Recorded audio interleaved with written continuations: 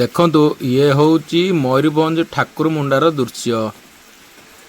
ଦେଖନ୍ତୁ ସକାଳ 8:22 ବେଳେ କେତେ ଜୋର ମେଘ ପବନ ହାୱା ପବନ ଦେଇକି ଯାଇଛି। ତା ସହିତ ପୁରା ଆକାଶ ପୁରା ଅନ୍ଧାର ପୁରା ରହିଛି ପୁରା ମେଘରେ।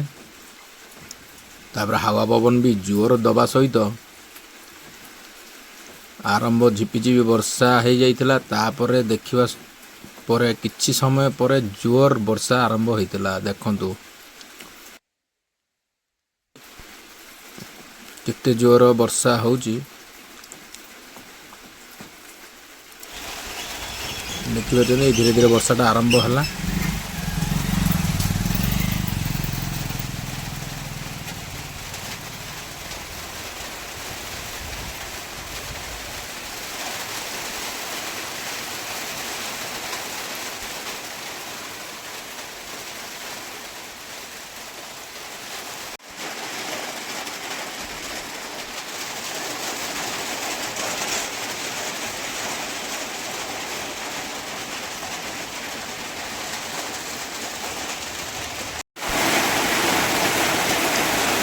ପ୍ରବଳ ବର୍ଷା ଦେଖନ୍ତୁ ପ୍ରବଳ ବର୍ଷା ବର୍ଷା କେତେ ଜୋର ବର୍ଷା ହେଉଛି ସକାଳ 8:22 ଦୃଶ୍ୟଟା ଦେଖନ୍ତୁ।